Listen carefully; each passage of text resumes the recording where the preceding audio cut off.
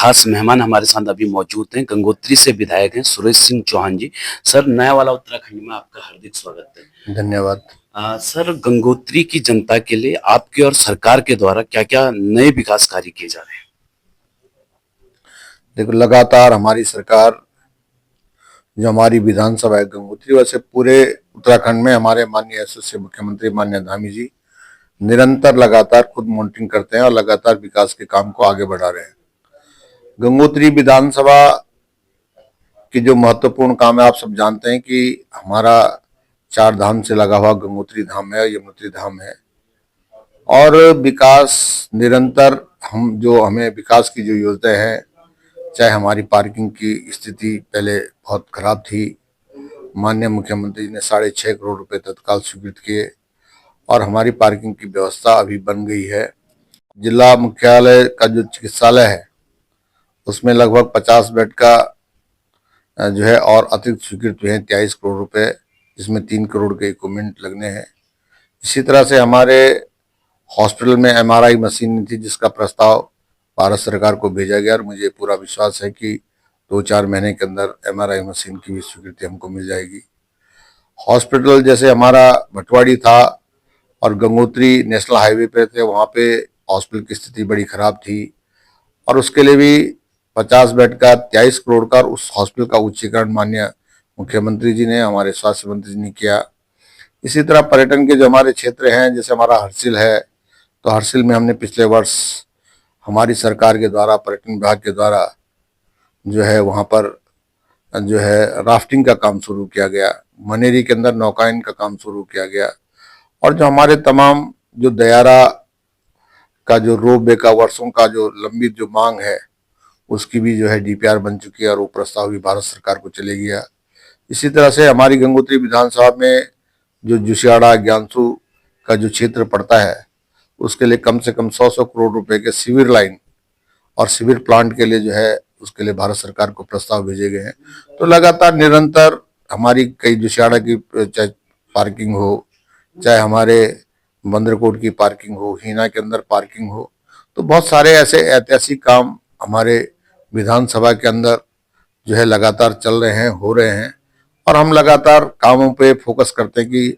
अभी हमारी बीच में एक बैठक थी माननीय मुख्यमंत्री जी के साथ, PWD मंत्री माननीय सतपाल महाराज जी के साथ, कि जो हमारा उत्तरकाशी से और जो लमगांव का जो NH है उसको डबल लाइन किया जाए, तो उसके लिए भी भारत सरकार को प्रस्तुत। इस तरह के कई काम है। आस्था पथ का जो है एक योजना है SSC की, उसके तहत जो है लगभग 60 करोड़ रुपए का प्रस्ताव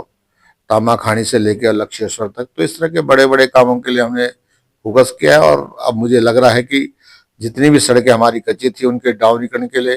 फेज 3 के अंदर लगभग प्रधानमंत्री सड़क योजना फेज 3 के अंदर 77 करोड़ की सड़कें स्वीकृत हुई हैं,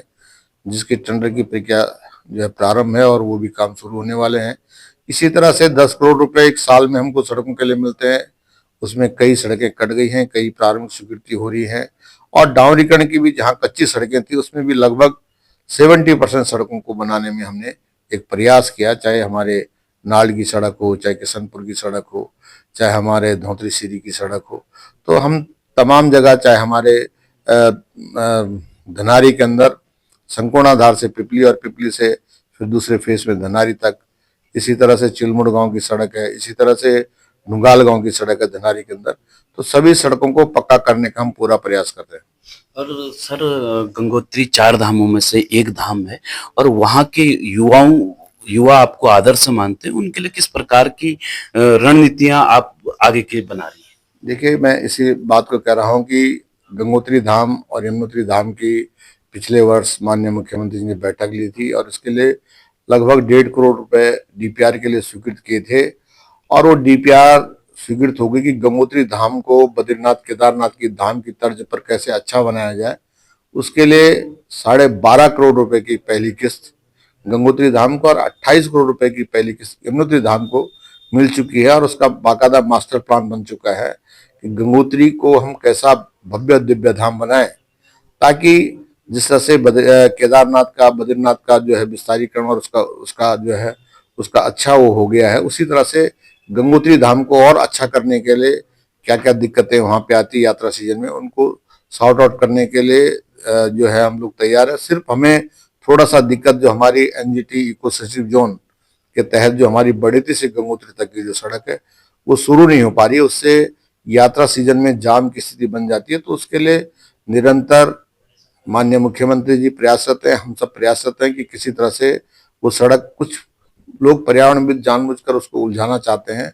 तो मुझे पूरा विश्वास है कि इस वर्ष जो है जो भी जितनी भी जो बाधाएं उस पर आ रही थी वो दूर होंगी और उस सड़क का काम भी शुरू हो जाएगा। और सर गंगोत्री के वृद्ध लोगों के लिए और वहाँ के माता बहनों बहनों के लिए सरकार द्वारा कई योजनाएं चलाई जा रही हैं, इसको किस प्रकार से आप देखते हैं? देखो, निरंतर जो हमारे देश के यशस्वी प्रधानमंत्री माननीय मोदी जी जिस तरह से लगातार जो उनकी सोच है कि किस तरह से आम व्यक्ति तक और जो अंतिम छोर पर बैठा हुआ व्यक्ति वहां तक जो है विकास की किरण पहुंचाई जाए, उसके लिए जो हमारा सुक्की से ऊपर जो हमारा बॉर्डर से लगाव बिल्कुल नजदीक के गांव है, वाइब्रेंट विलेज के नाम से करोड़ों रुपए की योजना वहां के लिए स्वीकृत होने जा रही है।